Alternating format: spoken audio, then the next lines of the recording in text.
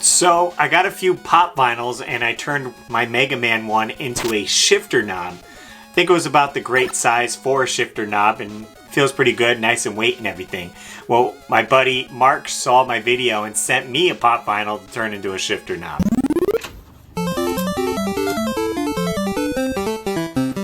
He actually only just sent the head of Pikachu there, but I had ordered a bunch already, so I have a regular Pikachu here. So I'm going to make this one my shifter knob, and then I'm going to do this one for him. The process would be somewhat similar, but a little bit different since I don't have Mark's car in front of me to test fit this out. So let's get into it. So the first thing you want to use is one of these. I went to the hardware store and picked this up, and this fits my car. I already used one on the Mega Man and some on the other, so I have one extra here. And Mark sent one out as well. His has a little adapter that he screwed into it so it'll fit his car, but I went ahead and told him to mark what is the front when he tightens this all the way down, so I can line this up when it's facing straight. You know, when you tighten it down, he will be facing this way. He included some pennies as well, I guess, because he wanted me to weight this head down a little bit with that. But what we're going to be using right here is epoxy sculpt. This is 2-part clay, and I'm going to end up filling his head with that. And I guess I could put the pennies in there to make it a little bit heavy, because Mega Man head is completely filled and it's got a nice weight to it for sure. So we'll see. So I got my drill right here, and I'm breaking out one of my step bits. This way you can widen the hole in Pikachu's head there. So I went as far as I could without drilling through his head, and I just had to use pliers to get that out. But unfortunately, it didn't make the hole wide enough. So we got to break out the Dremel with a nice sanding disc right there, and that made short work of that. Perfect fit. So essentially like that right there, fits in pretty good. We're just going to end up putting a bunch of the clay in there to fill all these voids that are in there. I don't think we'll be able to put the pennies in because of how the clay needs to just go into those corners, and I feel like the pennies are gonna then maybe get in the way from me lodging this back in there. I guess if you kind of push them up against the sides like this, you might be able to go, yeah, maybe.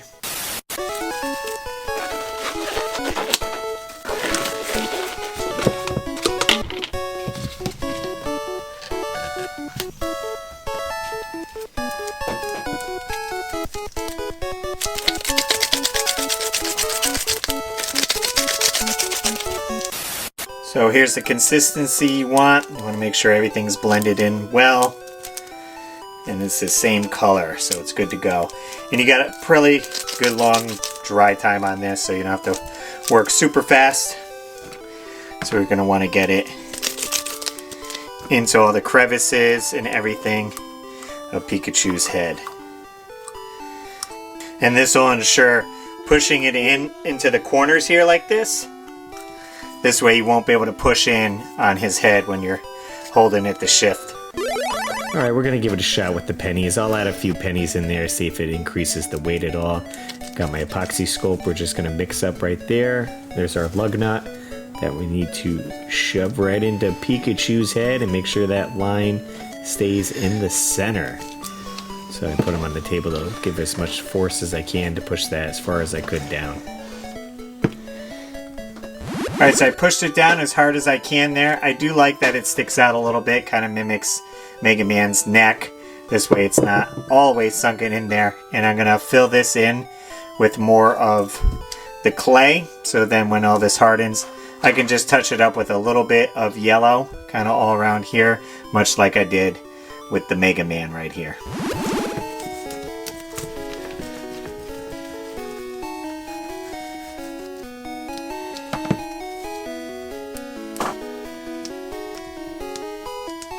I'm just going to use a little bit of alcohol. You can use water too.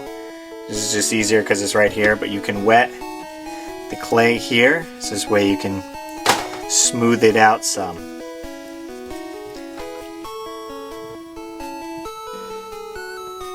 Then just to make sure there's no dry clay on Pikachu, we'll give him a quick wash and we'll let this cure overnight.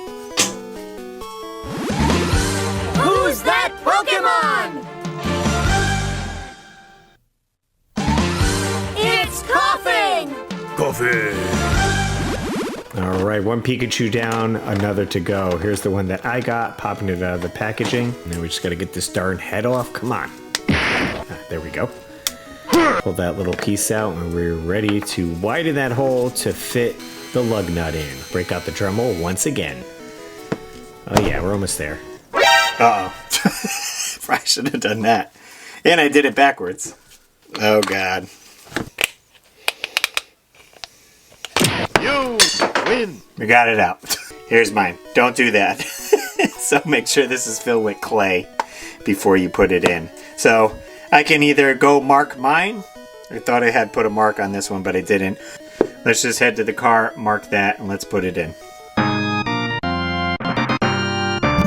Alright, here we are in the Mario Kart car. I do have my bomb shifter, which I made very similar, and I'm going to be making a new video, updated video on that, on how I put this together.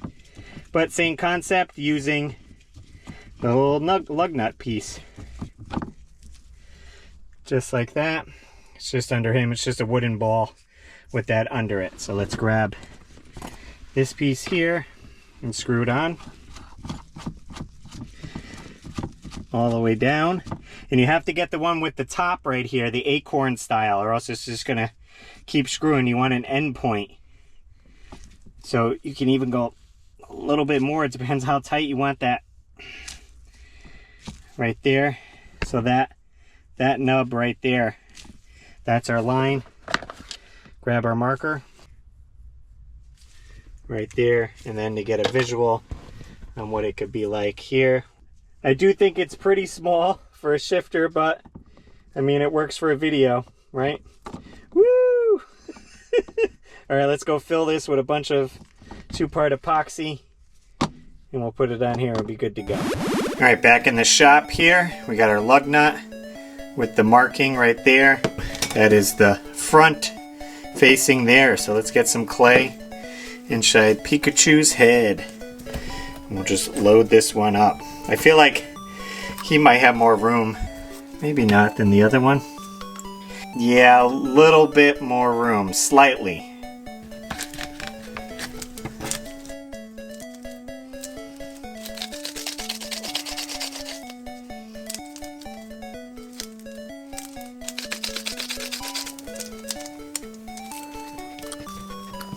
Now I did want to put some straight down on here, so when this goes in, it kind of leaves a little indent there. This way it won't break up.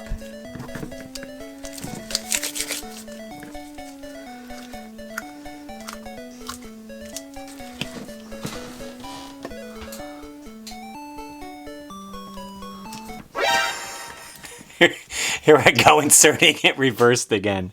Flip it around, Russ. Okay.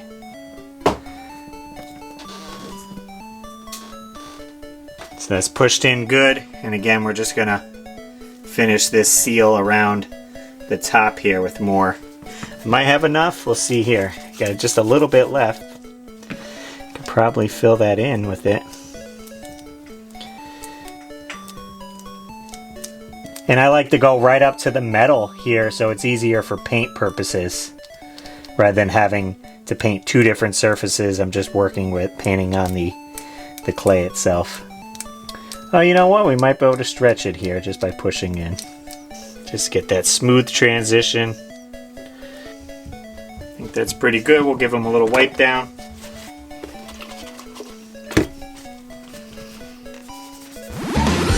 Who's that Pokémon? It's Caterpie! Huh? Alright, there's our two other shifters, our Pikachu shifters. We're going to wait for these to cure. We'll give them a little paint and then they're good to go. Ooh, all my acrylic paints. Let's see, we got golden yellow, sunny day yellow, and pale daffodil. Alright, I ended up going to the store and getting a few more paints right here, seeing if these match the colors a little bit better. We got Folk Art Yellow here and Yellow Lemon.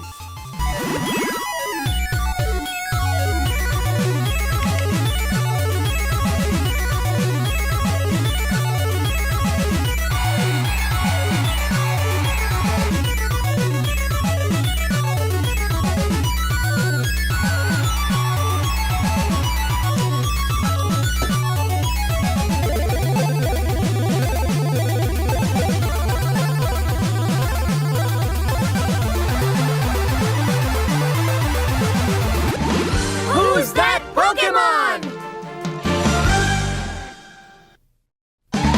It's Pikachu!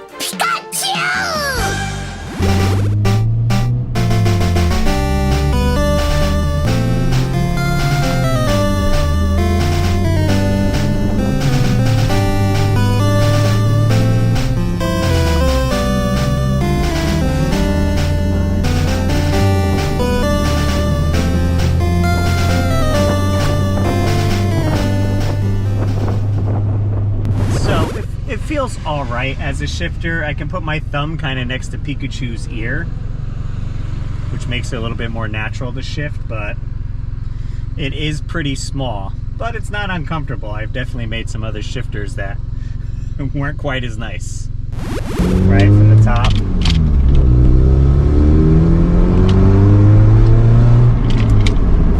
Yeah, the N64 shifter knob was quite a fun one to do. Not practical, but still, I love to make these custom shift knobs on anything I can. There's the Pikachu one. There's the Pichu one right there, side by side. They both weigh about the same. Not terrible. That two-part epoxy clay does give it some weight. I just think the pop vinyl heads on these are quite small for a shifter, but who knows? I mean, maybe it's good to put on during a car show or make some fun videos on it. Hopefully, maybe it will inspire you guys to make your own custom shifter knob. It's quite easy once you know how to. So I'm always exploring new options to make something into a shifter knob. So if you have any suggestions, well, feel free to leave it in the comment section down below. And if you guys missed any of the videos of me creating these custom shift knobs, I'll leave a playlist right up here so you can get caught up on all the cool custom shift knobs that I made on the channel. As always, guys, I'm Russ Lyman, and keep your world fun bit by bit. I'll see you next video.